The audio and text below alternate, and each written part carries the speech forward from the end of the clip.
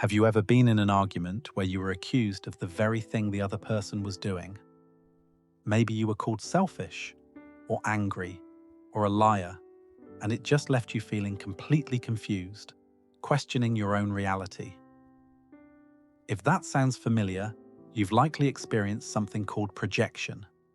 It's a psychological defense mechanism where a person unconsciously takes their own unacceptable traits and pins them on someone else. While most of us might do this occasionally when we're feeling insecure, for someone with narcissistic traits, projection is a core part of their psychological toolkit. It's a go-to strategy for how they navigate the world. Today, we're getting into the real psychological reason why narcissists project their flaws onto you, and it goes a lot deeper than you might think. We'll explore what's actually happening in their minds, and more importantly, how you can start to protect yourself from its damaging effects. So what does narcissistic projection look like in real life? On the surface, it's a dizzying mix of blame shifting and wild accusations designed to make you the problem.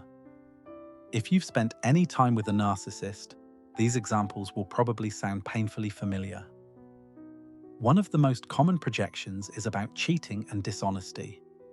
A narcissist who is being unfaithful, or even just thinking about it, will often relentlessly accuse their partner of it.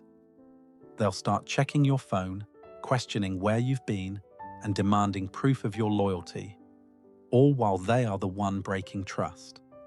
Similarly, a narcissist who lies constantly will often accuse everyone around them of being dishonest, creating a smokescreen to hide their own deception. Another classic is the accusation of selfishness. By definition, a narcissist is self-absorbed and lacks empathy, yet they'll be the first to call you selfish for simply having a need, setting a boundary, or not making them the center of your world. They project their own self-centeredness onto you, which allows them to keep taking without ever having to give. And maybe the most ironic of all is when a narcissist calls you the narcissist. They will accuse you of being attention-seeking, manipulative, or arrogant, all hallmark traits of their own personality.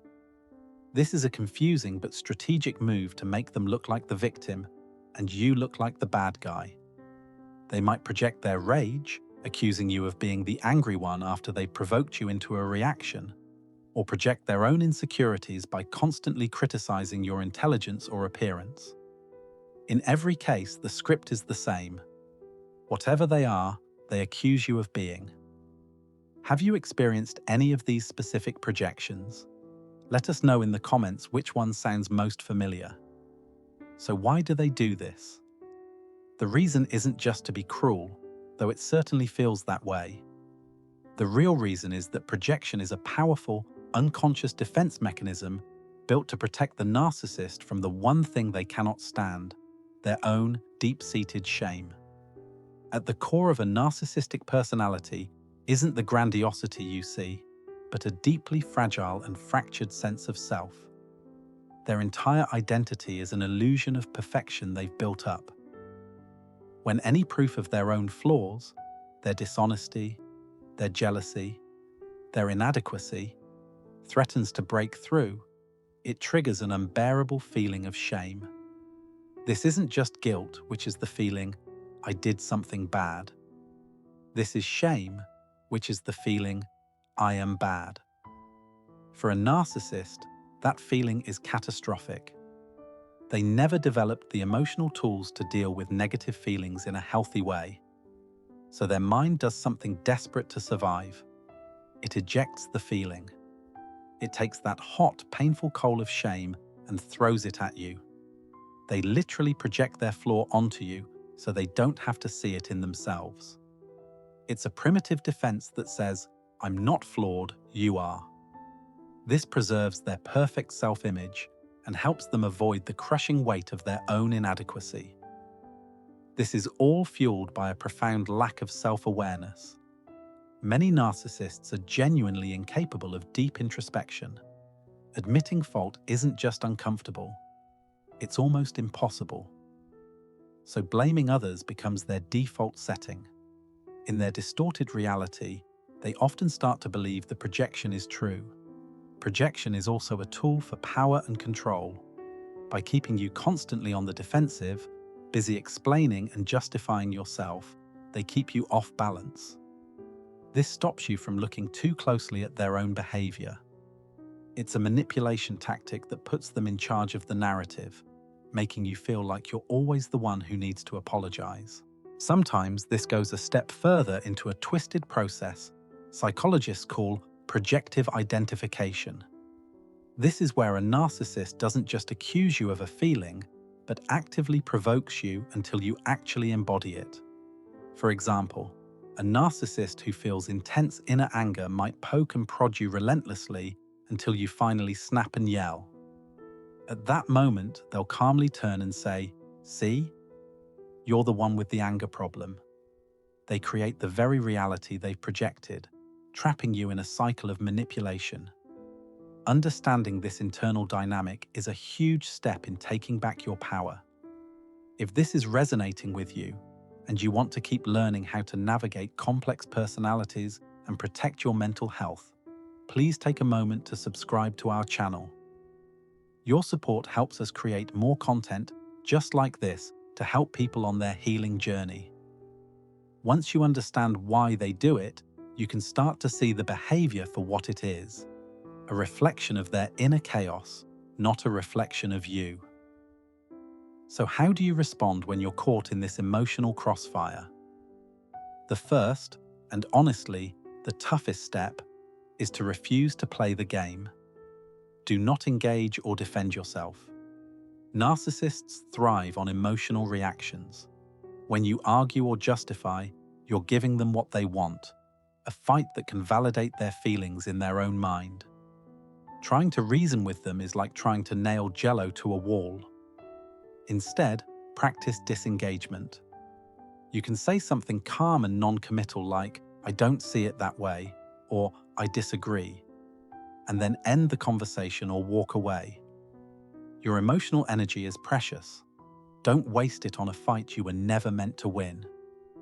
Second, set and enforce firm boundaries.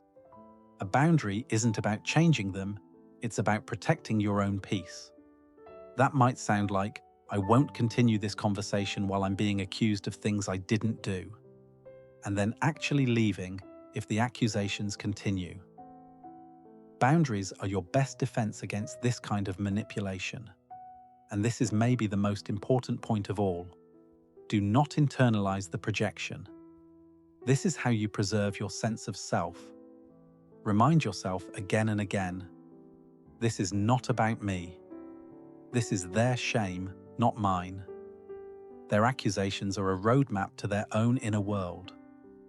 When you can see their words as a confession rather than an accusation, they lose their power. Finally, focus on your own self-care and get a reality check from people you trust. Being subjected to constant projection is incredibly damaging and can lead to anxiety and chronic self-doubt. Reconnect with who you are outside of the narcissist's warped mirror. Talk to trusted friends or family who see and appreciate the real you. If the abuse is ongoing, consider seeking support from a therapist who understands narcissistic abuse. They can give you the tools and validation to help you heal. Narcissistic projection is one of the most bewildering and painful forms of psychological abuse. It's designed to make you question everything, especially yourself. But once you understand the real reason behind it, that it's a desperate defense against their own buried shame, you can start to detach from the chaos. Their accusations are not a mirror reflecting you. They are a window into their own fragmented soul. Realizing this doesn't excuse their behavior, but it can empower you to stop taking it personally and start protecting your peace. Remember, their words don't define you, and their shame is not yours to carry. I know how isolating this experience can be, and I want you to know you're not alone. So many people have dealt with this exact dynamic. If you feel comfortable, please share your own experiences with projection in the comments. Reading each other's stories can be a powerful way to feel seen, validated, and less alone on this journey. Thank you for watching.